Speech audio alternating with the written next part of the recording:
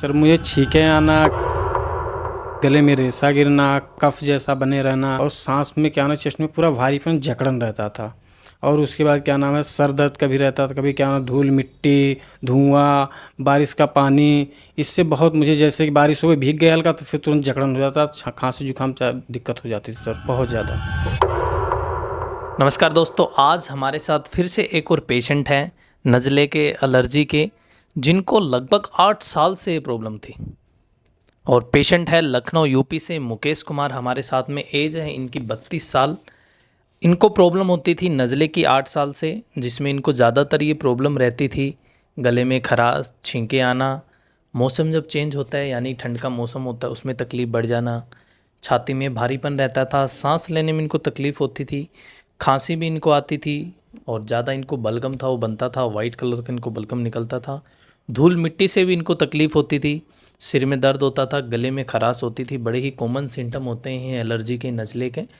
तो ये सारे इनको सिम्टम आते थे। चलिए हम पहले मुकेश कुमार से पूछते हैं कि 8 साल तक इन्होंने कैसे इस बीमारी को झेला और अब इनको कैसे राहत मिली। बताएं मुकेश। जी, मैं लखनऊ में क्या नाम पहले दिखाया मेडिकल कॉलेज में 2 बार, क्या नाम है डॉक्टर साहब बोले क्या नाम 6 महीने खाए, 6 महीने आपको रिलीफ मिल जाएगा। तो मैंने वहाँ देखा 6 महीने दवा खाई, कुछ रिलीफ नहीं मिला। फिर मैं क्या नाम कानपुर में दिखाया, कानपुर में भी मुझे रिलीफ नहीं मिला। तो फिर मेरे एक पापा क्या नाम बुआ के लड़के ने बताया मुंबई में चलो ठीक है तुम्हारा दिखा देते हैं। मुंबई तक मैं चला गया, मुझे कोई रिलीफ नहीं मिला सर। मैं यहाँ फेसबुक पे मैं ये यूट्यूब देखा हूँ तब जाके मुझे क्या नाम मैं यहाँ 2 साल से मैं यहाँ देख रहा हूँ कि आने के लिए मैं यहाँ आया हूँ। मैं मुझे 100% मुझे रिलीफ, मैं एकदम ठीक हूँ। किसी प्रकार की कोई भी गोली, दवाई, मेडिसिन, इंजेक्शन दिया गया हो? गोली कैसे हम लोग ट्रीटमेंट करते हैं? आप acupuncture, magnet therapy, bed cupping से आप यहाँ इलाज किया जाता है सर।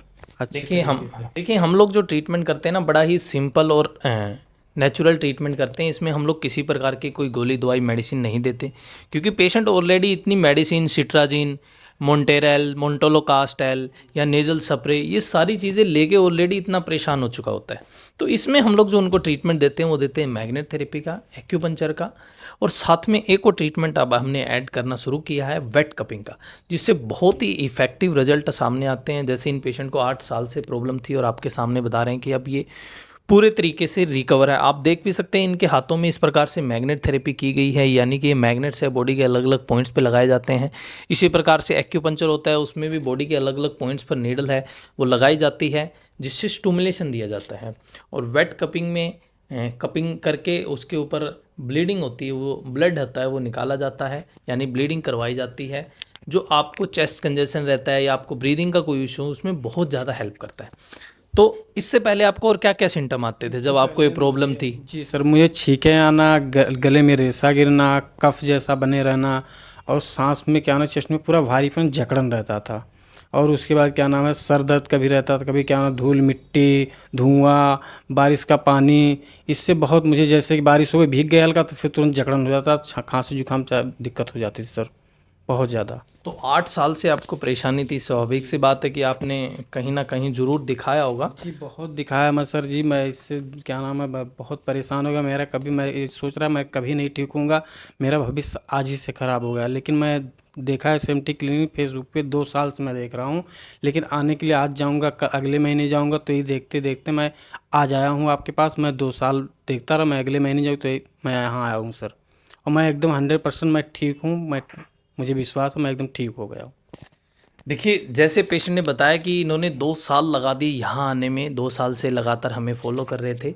ऐसे ही हम लोग अलग अलग पेशेंटों की वीडियो डालते रहते हैं आप लोगों को अवेयर करने के लिए, क्योंकि ये जो दवाइयाँ के नाम मैंने लिए हैं, ये दवाइयाँ तो आप ऑलरेडी लेते हैं और अगर आप अलग से कोई ट्रीटमेंट नहीं लेंगे तो लेते रहना पड़ेगा आपको ये दवाई, क्योंकि इनके बिना आपका काम नहीं चलेगा। लेकिन हम लोग इनकी बात नहीं करते, हम लोग करते हैं उसको रूट कोज से कैसे ठीक किया जाता है। अभी आप यहाँ पर 28 को आए थे, उसके बाद में कोई गोली, दवाई, मेडिसिन ली? कोई गोली दवाई कोई नहीं, कोई इंजेक्शन नहीं। मैं 28 तारीख को आया हूँ treatment, acupuncture, magnet therapy, bed cupping से मैं एकदम 100% ठीक हूँ सर।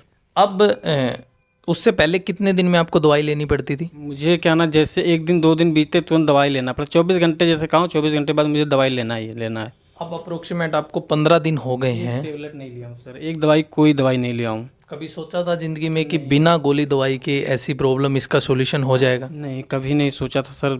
अब आप मुझे मिल गए सर, मैं एकदम 100% ठीक हूँ। और क्या मैं बताऊँ सर। देखिए बहुत सारे यही नहीं, बहुत सारे लोग ऐसे हैं जो अपनी बीमारी के लिए सालों साल दवाइयाँ खाते रहते हैं। आपको पहले ऐसे कभी विश्वास था, क्योंकि आपने 6-8 साल दवाई खाई, अगर ये 5-6 साल और खा लेते तो इससे ठीक हो जाते? कभी नहीं ठीक होते सर। ये ऐड मैं नहीं देखता तो अभी तक मेरा और भी आगे चलता, क्या होता वो पता नहीं सर। देखिए समझने वाली बात यह है कि अगर आपने 3-4 साल से 3-4 साल 5-6 साल भी दवाई खाई है, तो क्या हम लोग उम्मीद लगा सकते हैं कि आगे अगर आप दवाई खाते रहेंगे तो ठीक हो जाएंगे? तो फिर हम क्यों खा रहे हैं? क्यों उसके पीछे अपना पैसा वेस्ट कर रहे हैं, टाइम वेस्ट कर रहे हैं, जब वो परमानेंट सॉल्यूशन हमें नहीं दे रही? तो हमें उस चीज़ की तरफ रुख करना चाहिए जो हमें परमानेंट सॉल्यूशन देगी। हर चीज़ का इलाज दवाइयाँ नहीं होती, ये चीज़ें हमें समझने पड़ेगी, क्योंकि इतनी सारी थेरेपियाँ बनी हैं अलग अलग, उन सब का अपना एक अलग महत्व है। कोई अच्छे से इमरजेंसी को हैंडल करती है, एलोपैथी है बहुत अच्छे से इमरजेंसी को हैंडल करती है। लेकिन अगर हम लोग बात करते हैं ऐसी प्रॉब्लम की जिसे एलर्जी है, नज़ला है, साइनस है, या कहीं की दर्द की अगर हम लोग बात करें, तो उसमें पेन किलर के अलावा उनके पास कोई ऑप्शन नहीं होता। लेकिन इसमें आप नेचुरल तरीके से एक्यूपंक्चर करके और मैग्नेट थेरेपी से आप अपनी बीमारी है उसको ठीक कर सकते हैं। ऐसे ही बहुत सारी ऑलरेडी हमने बहुत सारी वीडियो ऐसी डाली हैं, जैसे इन्होंने बताया मुकेश कुमार ने कि पिछले 2 साल से ये सोच रहे थे कि कब मैं जाऊं, तो इन्होंने 2 साल में अपनी जो प्रॉब्लम है उसको बढ़ा लिया। तो आपको ऐसा नहीं करना, अपने जो शरीर है उसको प्रायोरिटी देनी है। अगर आप अपनी हेल्थ को प्रायोरिटी नहीं देंगे तो एक समय ऐसा आएगा कि आपके ऊपर जितनी भी थेरेपी हैं उनका असर होना भी बंद हो जाएगा। क्योंकि जब पेशेंट को स्टार्टिंग में एलर्जी की प्रॉब्लम होती है तो उसको सिर्फ आँख, नाक, कान और गले में ही प्रॉब्लम होती है। जैसे नाक से पानी आना, नाक बंद रहना, नाक में खुजली होती है, ऐसे आँखों में पानी, आँखें लाल रहना, आँखों में खुजली। सेम कानों में भी होता है, कानों में खारिश होती है, भारीपन लगता है, गले में भी खराश रहती है, बलगम बनता है। लेकिन जब आपको ये प्रॉब्लम बढ़ के अगर आपके छाती में भारीपन करना शुरू कर दे, छाती में जकड़न करना शुरू कर दे, या छाती से कोई भी आवाज़ आनी शुरू हो जाए, तो ये समझ लीजिए कि आपकी बीमारी है वो नेक्स्ट लेवल चली गई है।